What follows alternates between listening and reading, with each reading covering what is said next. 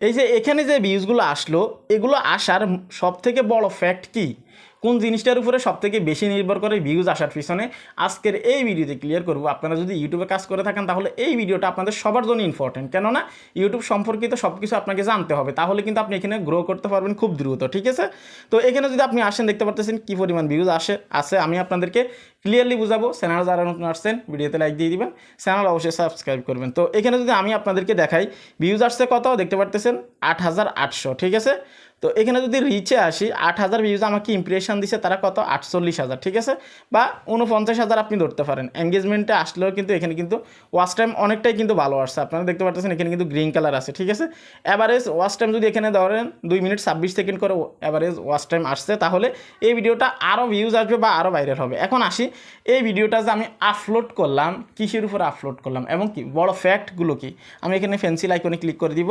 Click করার পর আপনি যখন একটা ভিডিও মেক করবেন ইউটিউবে আপলোড করার জন্য, সেক্ষেত্রে সর্বপ্রথম আপনার কনসেপ্টে একটা জিনিস থাকতে হবে, আমি যে এই ভিডিওটা এখন আপলোড করতেছি এটা কিন্তু একদিনের জন্য আপলোড করতেছি না, অথবা আজকে আপলোড করতেছি এই ভিডিওটা আজকেই চলবে, বিষয়টা এরকম না। এই ভিডিওটা যেন আজীবন চলে, ঠিক আছে, অথবা ভবিষ্যতেও যেন এই ভিডিওতে ভিউজ আসে এটা চিন্তা করে আপনাকে ভিডিও মেক করতে হবে, এবং কি টপিকটা এভাবেই নির্বাচন করতে হবে। ঠিক আছে, যেমন আমি আপনাদেরকে উদাহরণস্বরূপ বুঝাচ্ছি।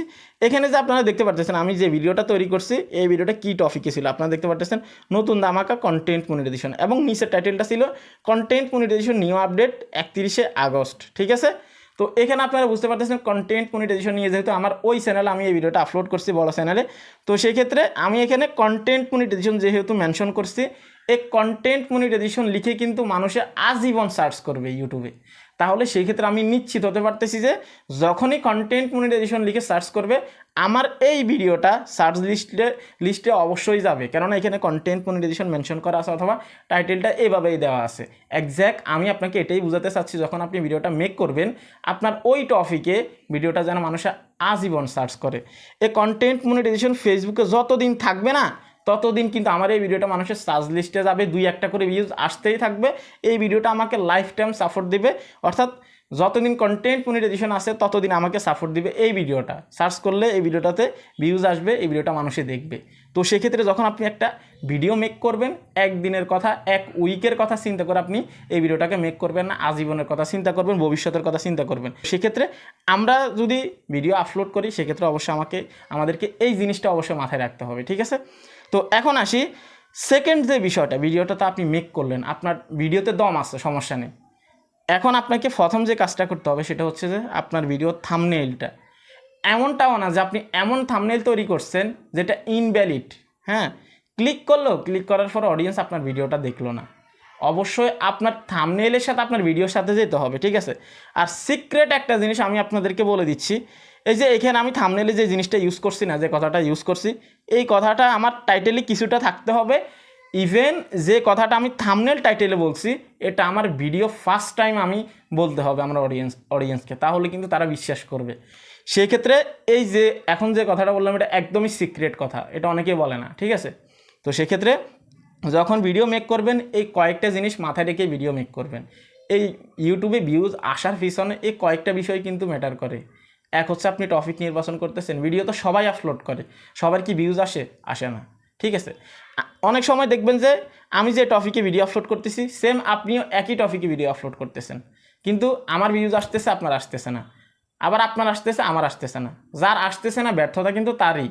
অনেক সময় দেখবেন সাবস্ক্রাইবার যাদের কম তাদের ভিউজ অনেক বেশি আসে, আবার সাবস্ক্রাইবার যাদের বেশি তাদের কোনো ভিউজ আসে না। এটা হচ্ছে টেকনিক, আপনাকে কাজ করতে হবে, যেহেতু এটা একটা অ্যালগোরিদম সিস্টেম, আপনাকে এই অ্যালগোরিদমকে বুঝতে হবে। ঠিক আছে, তো যখন ভিডিওটা মেক করবেন অবশ্যই মাথায় রাখবেন এই ভিডিওটা আমি কোন টপিকে তৈরি করতেছি, কোন বিষয়বস্তুর উপরে তৈরি করতেছি, এটা কতদিন পর্যন্ত ইউটিউবে সার্চ করা হবে, এবং কি এই ভিডিওতে কী পরিমাণ ভিউজ আসতে পারে, এই ভিডিওটা মানুষে কী পরিমাণ দেখতে পারে, এগুলো অনুযায়ী এগুলোকে অ্যানালাইজ করে আপনি ভিডিও তৈরি করবেন। একটা ভিডিও আপনি মেক করলেন আপলোড করে দিলেন, বিষয়টা এরকম না। ইউটিউব প্ল্যাটফর্ম কিন্তু ফেসবুকের মতো না ভাই, যে আমরা ভিডিও মেক করলাম আপলোড করে দেবো, যা তা দিয়ে দিলাম, ভাইরাল হয়ে যাবে, ভিউজ আসবে, টাকা ইনকাম হবে। ইউটিউব কিন্তু একটা একদমই কঠিন বিষয়, এবং কি আপনি যদি নিতে পারেন তাহলে একদমই সহজ। ঠিক আছে, তো সেই ক্ষেত্রে যদি আমাদের টপিকে আপনি থাকেন বা আমাদের টেক রিলেটেডে থাকেন সেক্ষেত্রে অবশ্যই এগুলো মাথায় রাখবেন। ইভেন আপনি যদি অন্য কোনো ক্যাটাগরিতে থাকেন অবশ্যই আপনার ওই ক্যাটাগরিতে কোনো না কোনো জিনিস পপুলার থাকে সবসময়, যেটা অলওয়েজ সার্চ করা হয়। তাহলে যেগুলো অলওয়েজ সার্চ করা হয়, সার্চ রেজাল্টে আসবে, ওইগুলোর উপরে সবথেকে বেশি ভিডিও মেক করবেন, তাহলে আপনি খুব দ্রুত গ্রো করতে পারবেন। আর ভিউজ আসার পিছনে কিন্তু আপনার এই যে সার্চেবল যে কিওয়ার্ডগুলো বা টপিকগুলো আছে না, এগুলোই কিন্তু ফ্যাক্ট, আর অন্য কোনো কিছু না। একদম সত্য কথা যেটা সেটা আপনাদেরকে বললাম। যদি বিশ্বাস করেন, সিনিয়র যারা আছেন তারা হয়তো আপনারা বুঝতে পারতেছেন যে যে কথাগুলো বলছি এগুলো একদমই বাস্তব। ঠিক আছে, তো আপনাদের কাছে এই ভিডিওটা কেমন লাগছে অবশ্যই কমেন্ট করে জানাবেন। আর আপনারা যারা ইউটিউবে ভিডিও আপলোড করেন, কিভাবে টাইটেল ইউজ করেন, কাদের কোন জায়গায় প্রবলেম আছে আপনারা কমেন্ট করবেন, আমি রিপ্লাই দিব। এবং কি কার কোন জায়গায় প্রবলেম আছে একবার জিজ্ঞেস করবেন, আমি রিপ্লাই দিব ইনশাল্লাহ। এই ছিল কমপ্লিট ভিডিও। আপনারা অনেকে জানতে চান যে ভাই ইউটিউবে কত ভিউজে কত টাকা দেয়, যদি জানতে চান এই ভিডিওতে ক্লিক করুন, আমি এখানে দেখিয়েছি। ভালো থাকবেন, আল্লাহ হাফেজ।